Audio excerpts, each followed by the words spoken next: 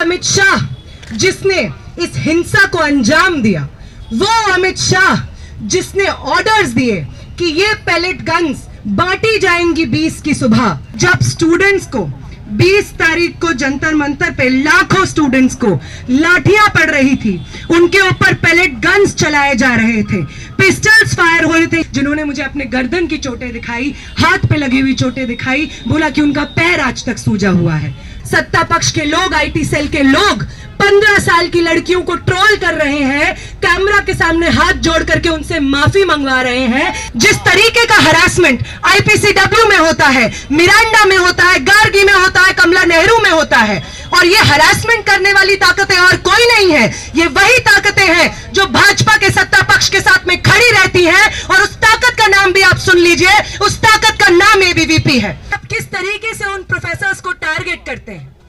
हम जानते हैं। शहीद भगत सिंह का एग्जाम्पल हम जानते हैं, शहीद भगत सिंह कॉलेज का, जहां पे एक स्टूडेंट के ऊपर जातिवादी टिप्पणी की जाती है वहां के प्रिंसिपल के द्वारा, उनके साथ हिंसा होती है, और वहां पे अगर कोई उस एडमिनिस्ट्रेशन से लड़ने के लिए ताकत खड़ी रहती है तो उस ताकत का नाम स्टूडेंट मूवमेंट होता है, उस ताकत का नाम आईसा होता है। हम ये जानते हैं कि लगातार जिस तरीके का हरासमेंट आईपीसीडब्ल्यू में होता है, मिरांडा में होता है, गार्गी में होता है, कमला नेहरू में होता है, और ये हरासमेंट करने वाली ताकतें और कोई नहीं है, ये वही ताकतें हैं जो भाजपा के सत्ता पक्ष के साथ में खड़ी रहती हैं, और उस ताकत का नाम भी आप सुन लीजिए, उस ताकत का नाम एबीवीपी है। आगे आने वाले समय में बार बार आपके कॉलेजेस में आएंगे, बहुत सतर्क रहिएगा। आपको बार बार वो बोलेंगे कि हम तो हिंदुस्तानी सभ्यता को रिप्रेजेंट करते हैं, हम तो कल्चर को रिप्रेजेंट करते हैं, ट्रेडिशन को रिप्रेजेंट करते हैं। वो स्नेह जो आपको अपने परिवार के प्रति महसूस होता है, we all love our families, जो प्रेम आपको अपने परिवार के प्रति महसूस होता है, उसको एक्सप्लॉइट करके आपको बोलेंगे कि आइए एबीवीपी में आइए भाजपा से जुड़िए, आइए हमारी विचारधारा से जुड़िए। जब वो आपको इस तरीके की चीजें बोले, उनसे कुछ सवाल पूछिएगा उनसे कि जब जंतर मंतर पे स्टूडेंट्स 50 दिन से अपने भविष्य और शिक्षा के लिए जद्दोजहद कर रहे थे, 23 दिन की भूख हड़ताल कर रहे थे, तब एबीवीपी की तरफ से एक इंसान क्यों मौजूद नहीं था जंतर मंतर पे? पूछिएगा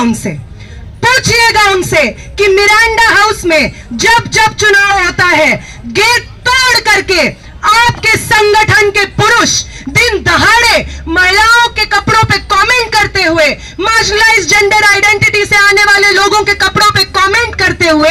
हमारे ही कॉलेज में, हमारी यूनिवर्सिटी में हमें अनसेफ क्यों महसूस कराते हैं? पूछिएगा एबीवीपी से कि जब इस देश में अलग अलग यूनिवर्सिटीज में, दिल्ली यूनिवर्सिटी के अलग अलग कॉलेजेस में स्टूडेंट्स सेमेस्टर के स्टार्टिंग में जद्दोजहद करते हैं कि जो फी हाइक हो रही है उसको रोल बैक किया जाए, तो आपके लोग ग्राउंड से सिस्टमैटिकली हमेशा गायब क्यों पाए जाते हैं? इनफैक्ट आप लोग माइकों से, प्रेस कॉन्फ्रेंसेस से बार बार ये क्यों कहते हैं कि वो एनईपी जो इस तरीके के फी हाइक्स को सिस्टमैटिकली हमारे कॉलेजेस में इन्फोर्स कर रहा है, आप ये क्यों कहते हैं कि आप उस एनईपी को इस यूनिवर्सिटी में, देश के अलग अलग तमाम पब्लिक यूनिवर्सिटीज में लागू करवाएंगे? आप क्या स्टूडेंट्स के फी हाइक के मुद्दे के खिलाफ नहीं खड़े हैं? पूछिएगा एबीवीपी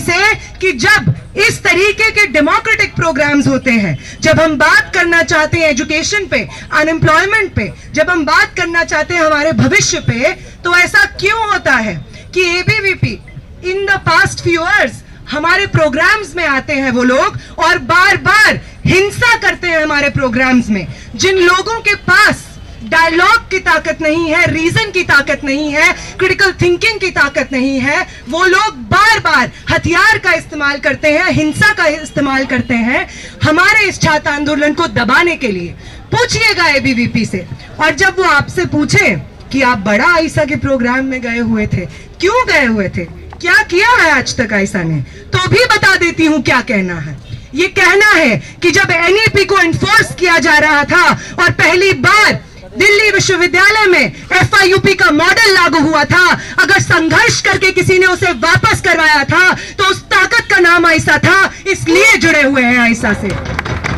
कहिएगा उनको कि जब 2019 में JNU में फी हाइक को यूनिलैटरली एनफोर्स किया जा रहा था, तो उस फी हाइक के मूवमेंट को जो लोग लड़ रहे थे वो लेफ्ट के लोग थे। जो स्टूडेंट ऑर्गेनाइजेशन अपने कंधों पे कैरी कर रही थी उस मूवमेंट को, उसका नाम आयशा था, इसलिए खड़े होते हैं आयशा के साथ। कहिएगा उनको कि जब दिल्ली विश्वविद्यालय में हम लोगों ने कैंपेन चलाया था कि AC बस पास के लिए हम लोग जद्दोजहद करेंगे, प्रोटेस्ट करेंगे, डिटेन होंगे, FIR खाएंगे, तो तब उस मूवमेंट को जो लीड कर रहा था, और अगर आज स्टूडेंट्स को AC बस पास मिलता है, अगर आज मेट्रो कंसेशनल पासेस का मूवमेंट जिंदा है, तो वो इसलिए जिंदा है क्योंकि स्टूडेंट फोर्सेस उस ताकत को, उस मूवमेंट को जिंदा रखे हुए हैं, और उसमें जो मूवमेंट है, जो फोर्स है जो उसको जिंदा रखे हुए हैं, उसका नाम आयशा है। कह दीजिएगा उनको, कह दीजिएगा उनको कि जब आपके लोग, आपके ABVP के लोग IPCW में घुस करके फेस्ट में हरासमेंट करते हैं, तो वहां पे जाकर के स्टूडेंट्स के एक स्टूडेंट्स की टेस्टिमनी से लेकर के वहां पे एक बड़ा प्रोटेस्ट ऑर्गेनाइज करने से लेकर के एडमिनिस्ट्रेशन को झुकाने का कोई अगर काम करता है, तो उस ताकत का नाम आयशा है, इसलिए खड़े होते हैं हम लोग आयशा के साथ में। और सबसे रीसेंट एग्जाम्पल जो आप सबके सामने है, कहिएगा उनको कि जब इस देश के अलग अलग कोनों से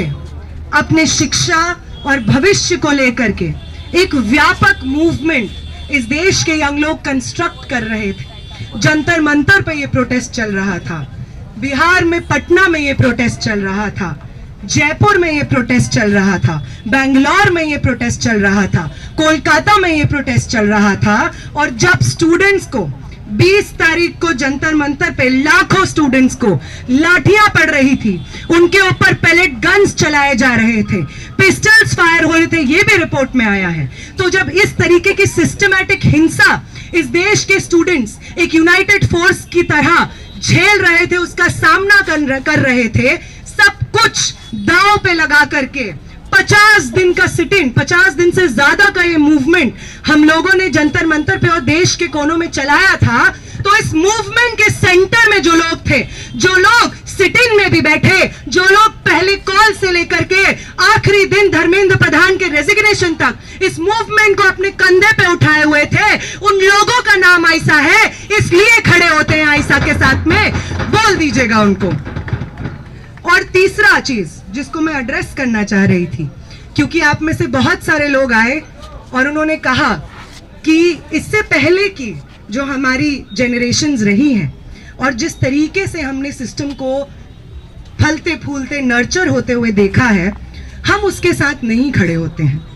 इरिस्पेक्टिव ऑफ कि हम कौन से धर्म, कौन सी जाति, कौन से एरिया से आते हैं, हम जंतर मंतर के जो मूवमेंट ने पॉसिबिलिटी खड़ी कर दी कि एक दूसरे के खिलाफ नहीं लड़ना होता है, एक दूसरे का हाथ पकड़ करके एक दूसरे के साथ लड़ना होता है, एक यूनाइटेड ताकत से जो छात्रों के विरोध में लगातार काम कर रही है। तो आप लोग कहते हैं कि इस आइडिया के साथ हम खड़े हुए हैं, हम इस आइडिया के साथ खड़े हुए हैं कि अब हम नहीं होंगे डिवाइड आपके कास्ट के एजेंडा पे, आपके रिलीजन के एजेंडा पे, आपके जेंडर के एजेंडा पे नहीं होंगे डिवाइड हम लोग।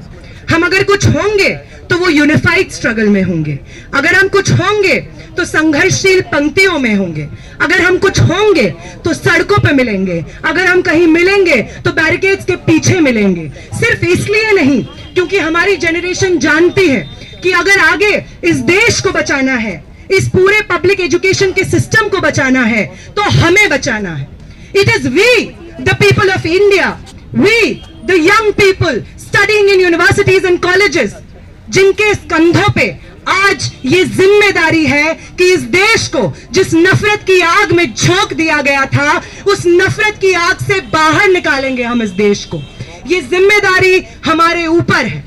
ये जिम्मेदारी समय समय पे इस देश के नौजवानों ने, इनफैक्ट दुनिया भर के अलग अलग देश के नौजवानों ने इस जिम्मेदारी को निभाया है। और आज हम अपने देश में जिस तरीके की नफरत देख रहे हैं, जिस तरीके की लूट देख रहे हैं, जिस तरीके के पब्लिक यूनिवर्सिटीज को बेचा जा रहा है, शिक्षा को बेचा जा रहा है, अगर किसी को इस देश को बचाना है, शिक्षा को बचाना है, तो it has to be our generation. तो इस जेनरेशन की इस सेंस ऑफ रिस्पॉन्सिबिलिटी को मेरा बहुत बहुत सलाम, आयशा का बहुत बहुत सलाम। और इसी सेंस ऑफ रिस्पॉन्सिबिलिटी, इसी सेंस ऑफ यूनिफाइड स्ट्रगल के साथ हमें आगे बढ़ते जाना है। और ये मूवमेंट, याद रखिए, खत्म नहीं हुआ है। जब भी आपको लगे ये मूवमेंट खत्म हो गया है, याद करिएगा 20 तारीख को जिन स्टूडेंट्स को मार पड़ी है, अभी 5 मिनट पहले मुझे उनमें से बहुत सारे स्टूडेंट्स मिले जिन्होंने मुझे अपने गर्दन की चोटें दिखाई, हाथ पे लगी हुई चोटें दिखाई, बोला कि उनका पैर आज तक सूजा हुआ है। जब भी आपको मन करे कि भूल जाते हैं वो मुश्किल संघर्ष, तब याद करिएगा कि आपके साथ जो लोग उस संघर्ष में शामिल थे, उनके घाव अभी तक नहीं भरे हैं। जब आपको लगे कि अब तो सब ठीक हो गया है, धर्मेंद्र प्रधान का रेजिग्नेशन हो गया है और अब तो सब सही है, तब याद करिएगा किस तरीके से सत्ता पक्ष के लोग, आईटी सेल के लोग 15 साल की लड़कियों को ट्रोल कर रहे हैं, कैमरा के सामने हाथ जोड़ करके उनसे माफी मंगवा रहे हैं। इस जिल्लत को याद रखिएगा,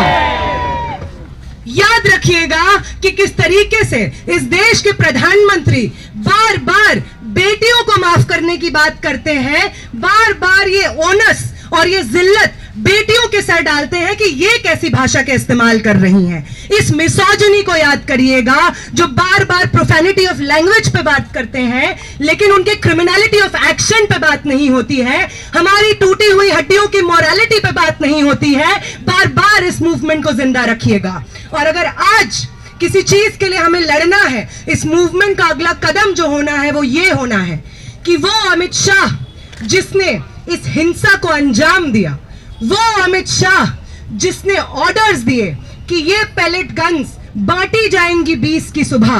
वो अमित शाह जिसने अगर वहां पे खड़े होकर ऑर्डर नहीं भी दिए, मैजिस्ट्रेट ने वो ऑर्डर पास किए बिना अमित शाह को पता हुए, तो वो एक इनकेपेबल होम मिनिस्टर हैं और इस तहत वो इस्तीफा दें। और अगर उन्होंने ऑर्डर्स दिए हैं तो वो कल्पेबल है, इस तहत वो इस्तीफा दें। और वो कमिश्नर ऑफ पुलिस जो रातों रात बदल गए और उनके रातों रात बदलने के बाद सोनम वांगचुक को सुबह सुबह उठा लिया जाता है और 20 जुलाई का खूनम खून ब्लड बाथ हम लोग सेंट्रल दिल्ली में देखते हैं, वो कमिश्नर ऑफ पुलिस को रिजाइन करना होगा। और तीसरी चीज जो सबसे इंपॉर्टेंट चीज है हम स्टूडेंट्स के लिए जो इस मूवमेंट से जुड़े रहे, वो ये है कि जो लेसन्स हैं इस मूवमेंट के, वो लेसन्स ये नहीं है कि धर्मेंद्र प्रधान ने इस्तीफा दे दिया और हम जीत गए।